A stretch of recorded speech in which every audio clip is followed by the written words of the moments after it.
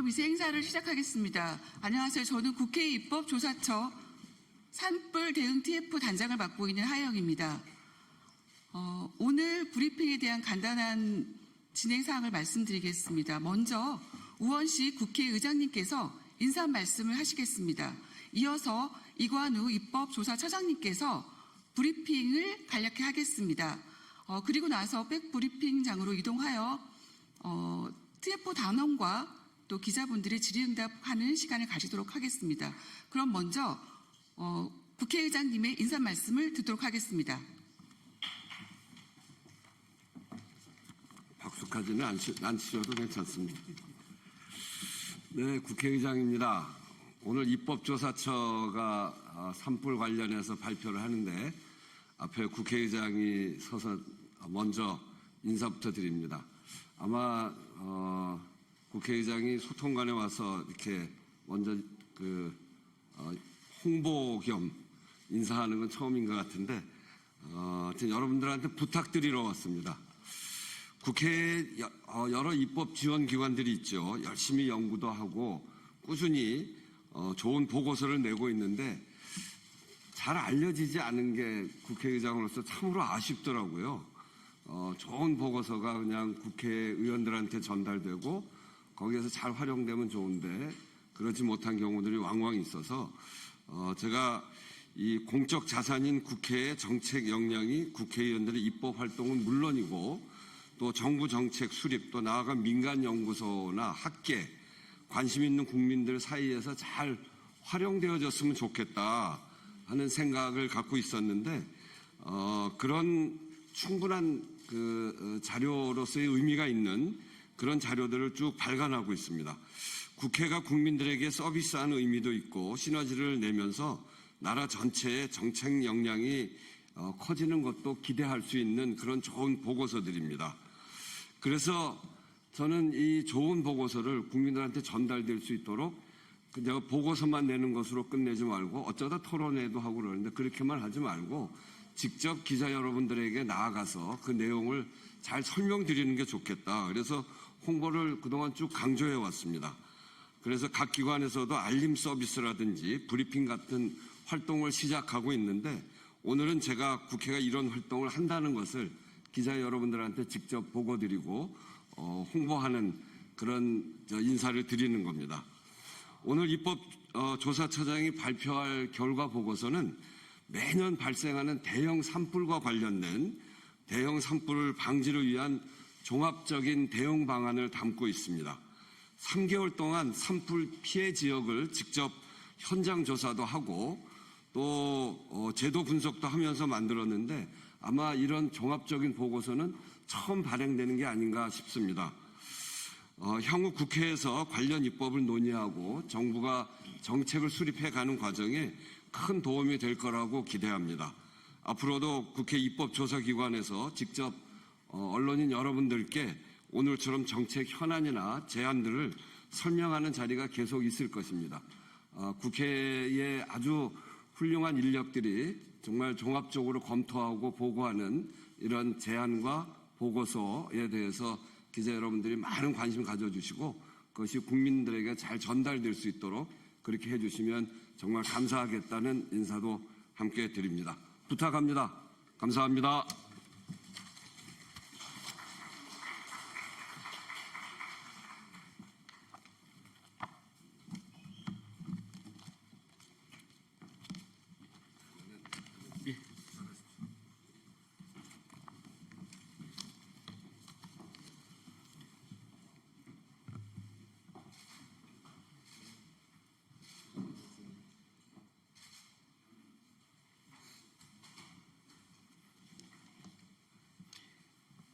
네, 지금부터 국회 입법조사처의 산불 특별보고서 관련 기자 브리핑을 시작하겠습니다. 배부된 국회 입법조사처 보도자료를 중심으로 설명을 드리겠습니다. 입법조사처의 산불 특별보고서 결론을 먼저 요약해서 말씀드리면 반복되는 대형 산불에 대응 체계를 전면 개편해야 한다는 내용입니다. 그 이유는 현재의 체계가 예방, 대응, 복구 3단계에서 모두 이행력과 실행력, 그리고 현실성이 매우 낮기 때문입니다. 또한 이번 보고서에서는 인명재산 피해가 상당했음에도 불구하고 주관기관의 사과가 없는 무책임한 태도가 대단히 심각한 문제라는 점을 지적했습니다. 또한 산불 재난 후에 범정부적인 피해 복구 및 보완 대책을 수립은 하지만 이를 점검하는 과정이 대단히 소극적이다라고 하는 부분도 담고 있습니다. 그 대안으로는 예방 단계에서는 내화 수림 조성 확대를 최우선으로 하고 대응 단계에서는 진화와 대피로 전문화하고 진화를 화재 진화 전문 기관으로 지휘체계 일원화하는 것이 필요하다는 내용입니다. 복구 단계에서는 피해 보상 범위와 수준을 현실화해야 한다는 내용을 담고 있습니다. 보도자료 내용으로 설명드리겠습니다. 지난 3월 말에 10일간 동시다발적으로 발생한 영남권 산불이 산불 통계 작성 이래 최대 피해를 입혔습니다. 여기에 여름철 재해로 인한 2차 폐해도 우려가 되는 상황입니다.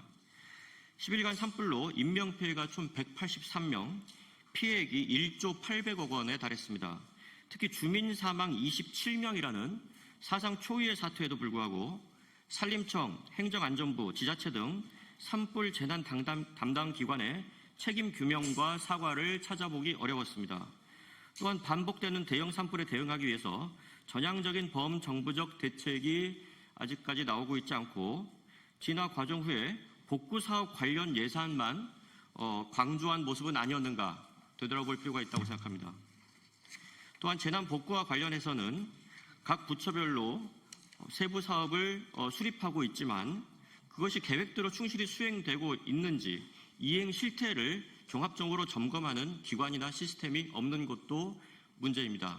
그래서 산불이 계속해서 발생하고 그때만 대책을 얘기하지만 다음 해에는 제대로 된 대책이 나오고 있지 않은 것은 아닌가 하는 생각을 하고 있습니다.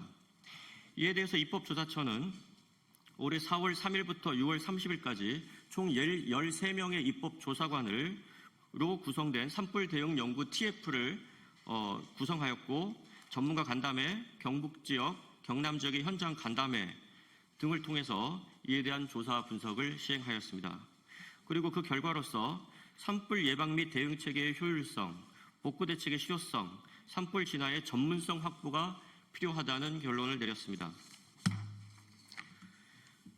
먼저 저희가 산불 대응 단계를 기존의 대응 단계라고 표현됐던 것을 예방, 대응, 복구 단계 세 가지로 체계화해야 한다라고 생각을 했습니다. 첫 번째로 대응 단계부터 먼저 말씀드리겠습니다. 산불 대응 단계에서는 저희가 산불 대응 지휘 체계 문제, 산불 재난 시 주민 대피 체계 문제, 긴급 재난 발생 시 문화유산 현상 변경 허가 절차 문제, 동물 구호 체계 문제 등 4가지의 개선 방안을 제안했습니다. 산불 대응 지휘 체계와 관련해서 먼저 말씀드리자면 왜 우리가 10년 동안 이렇게 계속해서 대형 산불이 반복되는데 제대로 된 대처를 못하고 있는가의 근본 원인이 저희가 보기에는 산불은 산에서만 발생하고 산에서 있는 일이다라고 하는 생각을 가져왔기 때문입니다. 지금 산불 현장 대응 지휘 체계를 보시면 저희 보도자료 3페이지 하단에 그림이 나와 있습니다만 규모와 발생지를 중심으로 지휘 체계가 구성되어 있습니다.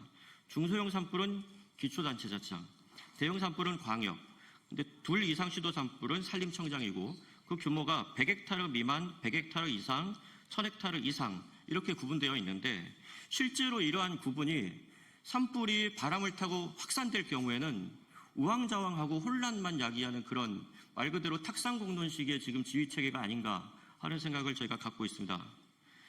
또 하나는 지금 대규모의 인명피해와 재산피해가 나타난 것이 산림 주변 환경에 많은 변화와 개발이 있었는데 우리의 대응체계가 그것을 따라가고 있지 못하기 때문입니다. 이번 피해를 보시면 산림에 더해서 사람과 시설물에 대한 피해가 막대했음을 알 수 있습니다. 그런데도 불구하고 우리의 산불 대응체계는 산에서 발생하는 일에 집중하고 있습니다. 그래서 이런 복합 재난에 대응하기 위해서는 산림, 사람, 시설물을 통합 전문화한 화재 예방 정책 및 진화 체계로의 전환이 필요하다고 생각합니다. 그래서 하단에 나와 있는 것처럼 저희는 예방, 대응, 복구 단계 3단계로 나누고 예방 단계에서는 산림청의 지휘를, 대응 단계에서 진화는 소방청이, 대피는 지자체가, 복구 단계에서는 산림청과 행안부 등 지자체가 함께 나서서 각각의 전문성과 책임성을 강화할 필요가 있다고 판단했습니다. 두 번째로 산불 재난 시 주민 대피 체계입니다. 이번 산불의 가장 큰 특징은 주민 사망 27명에 이르는 큰 인명피해가 났다는 사실이고, 이에 대해서는 현 산불 주민 대피 주관기관의 역할과 대피 매뉴얼의 한계가 대단히 명확하다고 생각합니다. 인명피해를 최소화하고 대피를 유기적으로 잘 하기 위해서는 지방자치단체의 역할과 책임을 강화해야 합니다. 이에 따라서 대응 매뉴얼도 개선해야 할 것입니다. 대규모의 인명피해가 산에서 난 것이 아니고 산림 인근의 주택과 시설물 등에서 발생했습니다. 이런 부분은 지자체가 책임을 지고 해야 될 일들이라고 생각을 합니다. 지자체는 실제 재난 사례를 바탕으로 지역 맞춤형 대피 계획을 철저히 수립하고 주민이 대피 체계를 숙지할 수 있도록 모의 훈련을 실시하는 등의 단계적 반복적 대응 체계 대처 능력을 향상시키는 노력이 필요하다고 생각합니다. 세 번째로 문화유산 현상 변경 허가 절차의 변경입니다. 현재 문화유산 관련법에 따르면 문화유산의 경관을 제외할 수 있는 수목을 심거나 제거하는 행위가 사전 허가 절차를 준수해야 한다고 나와 있습니다. 그런데 실제 저희가 현장을 방문해 보니까 영남 지역 산불 시에는 안동 봉정사 극락전, 하회마을, 도산서원, 병산서원을 보호하기 위해서 이번에 현장에서의 판단으로 주변 수목 제거 작업을 긴급하게 시행했습니다. 사실상 법을 어겨가면서 문화유산을 보호한 것이죠. 이건 현실과 이 법이 사실 맞지 않는 부분입니다. 평상시에 위험 수목을 분류해 놓고 산불이 확산할 시에는 문화유산의 주변 방화선 구축을 위해서 사전 조치를 할 수 있도록 법을 개정할 필요가 있습니다. 네 번째로 동물 구호 관련된 부분입니다. 재난안전 및 재난안전 기본법에 따르면 여기에는 지금 동물 구호 조항이 포함되어 있지 않습니다. 이 얘기는 현재 재난관리 체계가 사람 중심으로만 설계되어 있다는 얘기입니다. 그래서 이번 산불 피해에 따르면 반려동물이 약 1,994마리, 가축의 약 5만 4천 마리 정도가 피해를 입었습니다. 현재 동물보호법 구조에는 소유자 등은 재난 시 동물이 안전하게 대피할 수 있도록 노력해야 한다라고만 되어 있고 그 구체적인 세부 내용이 없습니다. 저희는 입법 과제로 이 법을 개정해서 재난 시 구조 보호가 필요한 동물 조항을 신설하는 부분이 필요하다고 생각합니다. 또한 현재 재난 시 반려동물이 이재민과 같이 대피할 수 있는 그런 체계가 갖추어져 있지 않습니다. 사실 이 산불 피해 지역에 사시는 분들에게는 이 반려동물이 가족이나 다름없는 그런 소중한 존재인데, 현재 보면 동물을 동반할 수 있는 또 동물들을 구호할 수 있는 그런 대피 구호 체계가 전혀 구축되어 있지 않습니다. 이런 부분들에 대해서도 준비가 필요하다고 생각하고, 또한 축산 농가를 대상으로 해서는 예방 대책 및 재난 대응 인프라 같은 것들을 구축할 필요가 있다고 생각합니다. 다음으로 복구 단계입니다. 복구 단계에서는 피해 보상 및 복구 제도, 그리고 임시 주거용 주택 조립주택 제도, 그리고 지방 소멸 가속화 방지 대책, 재난 폐기물 관리, 건강 관리 대책 등 5개 분야를 저희가 제안했습니다. 첫 번째로 산불 피해 보상 및 복구 제도인데요. 지금 현재 산불 특위가 구성되어 있습니다만 여기서 밝혀진 많은 내용들이 보면 산불로 인한 피해 보상이나 복구가 대단히 비현실적이라는 지적이 많이 나오고 있습니다. 저희가 살펴보면 왜 이렇게 비현실적인가? 현재 예를 들어 보면 대형 산불로 인한 주택 전파의 경우에는 상한선이 3,600만 원입니다. 이걸 가지고 그 피해를 입으신 분들이 어떻게 다시 거주를 할 수 있겠습니까? 근데 왜 이렇게 되었는가를 살펴보면 역시 마찬가지로 산불은 산에서 나는 일이다, 산에서 있었던 일이다라고 하는 방식으로 저희가 생각을 오랫동안 해왔던 것입니다. 그래서 3,600만 원 정도라면 산에 있는 간이주택시설 정도를 생각했을 가능성이 대단히 높습니다. 그런데 지금 산불은 산에서 나는 일이 아니고 주변의 민가, 공공시설로 다 확산이 됩니다. 이번 같은 경우에 보면 주택이 3,800동이 넘고 사유시설이 1,000개소, 국가유산 등 공공시설이 5,600개소, 농산림 작물이 3,000헥타르, 가축이 22,000마리, 심지어 양식수산물이 27만 마리, 그리고 선박이 불탔습니다. 이것이 과연 산에서 벌어지는 일입니까?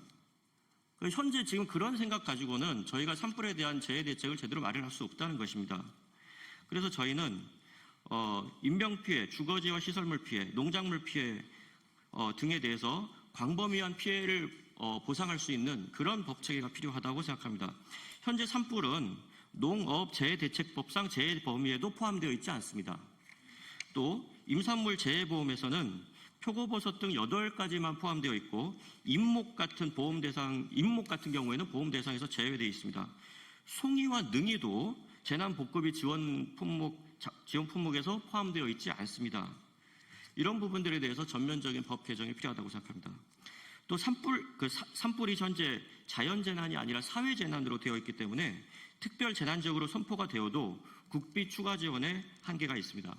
이런 부분들을 전면적으로 개정할 필요가 있고 특히 자연재난과 사회재난으로 지금 구분되어 있는 부분을 하나의 재난으로 통합하여 지원하는 입법 방안을 적극적으로 모색해야 한다고 생각합니다. 다음으로 산불 이재민 임시주거용 조립주택 부분입니다. 현재 재해구호법 4조와 그 시행규칙에 따르면 임시주거용 조립주택을 제공할 수 있도록 되어 있는데 이것에 이 임시주택이 지금 사용 연한이 2년으로 되어 있습니다. 그리고 저희가 확인해 보니까 2년 이상 사용한 바가 없습니다. 2년 이내에 이 임시주택을 반납해야 됩니다.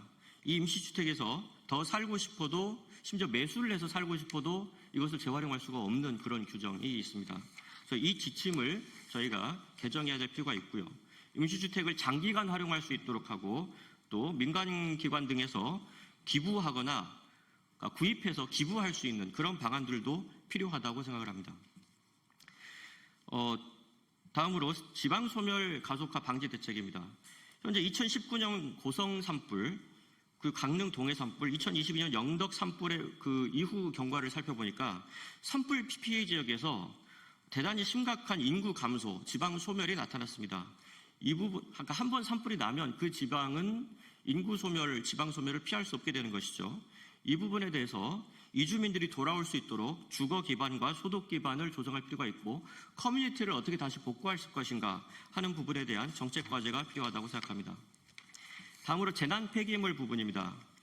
이번 산불로 발생한 재난 폐기물이 무려 154만 톤입니다. 현재 이 부분에 대해서 이 산불 폐기물들이 산불로 전소 반소된 주택도 있고 창고도 있고 축사 같은 부분도 있습니다. 또 여기서 대량의 폐기물이 나타나는데 생활 폐기물, 폐슬레이트, 성면이 함유된 경우도 대단히 많습니다. 지금 환경 오염이 대단히 지금 우려되고 있는데 이 부분에 대해서 사실상 우리 국가가 대책이 없는 상황이라고 저희가 판단하고 있습니다. 현재 이 부분은 재난 폐기물은 지방자치단체가 폐기하도록 되어 있는데 그 부분에 대해서 제대로 된 확인이 어려운 상황입니다. 특히 환경부는 이번에 그 4월 달에 재난 폐기물 안전관리 지침을 개정하기는 했는데 여기에는 임야에 잔존하는 수목 잔해물이 제외되었습니다. 사실상 우리가 지금 산불이 한번 났지만 그 이후에 재난 폐기물들을 어떻게 관리할 것인가에 대해서는 사실상 국가가 손을 놓고 있다. 이렇게 봐도 될 것 같습니다. 현재 이 부분에 대해서는 공공폐자원 관리 시설이 대단히 시급히 필요한 상황인데 환경부는 이 부분에 대해서 특별법이 시행됐음에도 불구하고 현재 신청한 지역이 없다는 이유로 이 사업을 진행하지 않고 있습니다.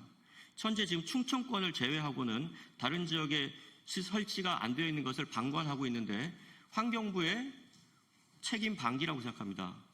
이 부분에 대해서 저희가 재난 폐기물 통합 관리 체계가 필요하다라고 하는 제안을 했습니다. 대형 산불 이후의 건강관리 대책입니다. 지금 대형 산불 이후에 그 피해 지역 주민들 중에서 또 그 대응 요원들에게서 정신건강 문제로 응급실 방문이 증가하고 있고 여성, 청소년, 저소득층 등 취약계층에서 그 위험이 더 높은 상황입니다. 그런데 이 산불 피해 지역은 원래부터 의료 자원이 대단히 부족한 지역이 많습니다. 그래서 이러한 사후적인 그런 피해 발생에 대해서 제대로 대처를 못하고 있습니다. 재난 대응 인력, 산불 진화 요원이나 공무원들에 대한 심리회복 프로그램도 부족합니다. 저희가 현장 간담회에서 가서 이 얘기를 들어봤더니 그로 인한 고통을 굉장히 많이 호소하고 있습니다. 지금 이 부분에 대해서 저희가 지원을 제대로 못하고 있어서 장기적인 건강관리 체계, 만성질환에 대한 관리, 정기적인 모니터링 같은 것도 필요하다고 생각합니다. 이를 위해서는 저희가 대단히 많은 재난안전기본법, 재해구본법, 감염병 관련법, 가축 전염병 예방법 등 대단히 많은 부분의 법 개정이 필요한 상황입니다. 마지막으로 예방 단계입니다. 예방 단계는 대형 산불 예방을 위한 산림사업, 그리고 드론 감시 활동, 산불 원인자 처벌 및 신고 포상 제도로 요약할 수 있습니다. 이번에 많은 분들이 이미 지적을 하셨는데 대형 산불이 많이 확산되고 있는 주요한 원인이 소나무 중심의 조림 정책에 있고 내화조림 조성의 성과가 대단히 미흡하다라고 하는 지적이 있었습니다. 저희는 내화조림을 산불 위험 지역과 발생 지역을 중심으로 우선 조성하고 산불 발생 위험 지역의 사유림의 내화조림 조성 활성화를 위해서는 현행 50%인 국고 보조율을 확대하고 산주들의 적극적인 참여를 위해서는 임업 분야의 공익 직불제를 활용할 필요가 있다고 제안했습니다. 또 산림 인근 민가, 또 주요한 공공시설 주변에 대해서는 내화수림을 사실상 의무화해야 되는 것이 아닌가, 저는 그렇게 보고 있습니다. 또 산불 진화 임도 확충 방안에 대해서는 이것이 과연 산불 예방과 진화에 효과가 있는 것인지를 정밀하게 검증하고 효과가 있다는 판단이 되면 적극적인 예산 확대가 필요하다. 그리고 국고 보조율도 상향 조정할 수 있다라고 보고 있습니다. 또한 국립공원 내의 산불 진화 임도 개설을 위한 법규 개정도 필요하다고 판단했습니다. 두 번째로 드론 감시 활동입니다. 이번에 그 산불 관련해서 많은 분들이 산불을 제대로 예방하고 감시할 수 있도록 드론을 잘 활용하면 되지 않겠느냐 이런 제안을 많이 해주셨습니다. 그래서 저희가 살펴보니까 현행 항공안전법과 관련해서는 이 특례 대상에 이 항공안전법에 여러 가지 규제가 있는데 그 특례 대상에 현재는 군용 경찰용 또는 세관용 무인장치에만 해당이 되어 있습니다. 그래서 산불 감시용 드론이 이 특례 적용을 받지 못하고 있는 상황입니다. 그래서 이 부분을 특례 적용하는 법 개정이 있어야 드론을 산불에 제대로 활용할 수 있다고 판단하고 있습니다. 마지막으로 산불 원인자 처벌 및 신고 포상 제도에 대한 변화입니다. 지금 현행 법령에 따르면 산불 신고 포상에 따른 지급 한도가 겨우 300만 원입니다. 다른 신고 포상 제도에 비해서 너무나 약합니다. 참고로 공익침해 행위 및 부패 행위 신고 시에는 최대 5억 원, 탈세 신고 시에는 최대 40억 원까지 포상이 되어 있는데 지금 이 300만 원에 제한되어 있는 포상 제도는 대단히 미흡하다라고 생각합니다. 그래서 이 부분을 적극적으로 확대하되 다만 신고자에 대한 산불 원인자에 대한 처벌을 강화하자라고 하는 부분은 저희가 산불의 원인을 또 그 확산의 그 이유를 어디다 둘 것인가 하는 부분인데 그것을 개인에게 전적으로 책임을 지우는 것보다는 현재 지금 다수의 재난이 사회적 문제 또 기술적 문제라고 하는 판단에 따라서 이 부분에 대한 그 처벌 기준 강화는 조금 더 신중하게 검토해 봐야 한다. 이런 결론을 냈습니다. 네, 이러한 내용으로 저희가 산불 특별 보고서를 발간했고 이와 관련해서 저희가 앞으로도 여기서 그치지 않고 지금 산불 특위가 계속해서 지금 활동을 하고 있고요. 그리고 저희가 지금 판단하기로는 10년 동안 저희가 2015년부터 대형 산불이 발생하기 시작했습니다. 여러 가지 원인이 있겠죠. 거기에 대해서는. 근데 원인은 여러 가지가 있겠습니다만 거기에 대응하는 체계가 왜 이렇게 미흡했는가라고 하는 것을 보니까 이번에 산불특위가 만들어진 것은 정말 다행스럽게 생각하는데 저희가 보면 산림청은 우리 국회로 따지면 농해수위 그리고 농림부의 소관이고 또 소방청은 행안부 또 행안위 이렇게 되어 있고 또 이게 소관되는 부처들이 또 우리 문화재 관련 부분에는 또 위원회가 다르고 그래서 정부 부처도 다르고 또 국회에서 상임위원회도 각각 달라서 서로 각자의 의견들이 조금씩 충돌하는 부분도 있고 또 이렇게 그 부분들이 잘 통합되지 않는 부분도 있는데 정부도 부처별로 따로 그리고 국회에서도 각각의 상임위에서 이 문제를 다루다 보니까 저희가 산불에 대한 국가적인 종합적인 대책을 마련하지 못한 것은 아닌가 제대로 점검도 못했던 것은 아닌가라는 판단이 들어서 저희가 이번에 입법조사처에서 13명의 조사관으로 대단히 다양한 분야의 조사관들로 이 부분을 구성해서 특별보고서를 만들었던 것이고요. 이번에 산불특위가 만들어졌습니다만 이번에 특위에 그칠 것이 아니고 우리가 그 지속적으로 또 구조적으로 산불과 같은 재난에 대해서 범정부적인 어떤 대안을 어떻게 마련하고 대책을 수립할 것인가에 대해서 좀 근본적인 고민이 좀 필요하다고 생각하고요. 지금 여러 가지 인구 소멸이라든지 기후 위기 대응도 다 마찬가지라고 생각합니다. 지금은 한 개 부처나 한 개 위원회에서 해결할 수 있는 방안이 이렇게 많지 않습니다. 또 그런 각각의 또 이 부처들 간의 이해관계도 대단히 첨예하기 때문에 그런 부분을 조정해내기도 쉽지 않습니다. 그래서 지금 이번에 산불 재난도 과거에 우리가 생각하기에는 산불은 그냥 산에서 나는 불이다라고 생각하고 이렇게 대응했던 부분이 지금 이렇게 10년 동안 계속해서 시간이 지나면서 이를 더 키워왔던 것은 아닌가. 결국은 이렇게 많은 인명피해와 재산피해를 내고서야 우리가 이런 깨달음을 얻은 것은 아닌가 하는 좀 반성을 해볼 필요가 있다고 생각하고 앞으로 이런 노력들이 계속 이어져야 하고 저희도 그런 노력을 하겠다는 말씀을 드립니다. 이상으로 브리핑을 마치겠습니다. 감사합니다.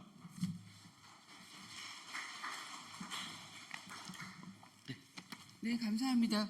이어서 백 브리핑장으로 가서 기자분들 혹시 질의하실 분들이 있으면 그쪽에서 저희 다시 뵙겠습니다. 감사합니다.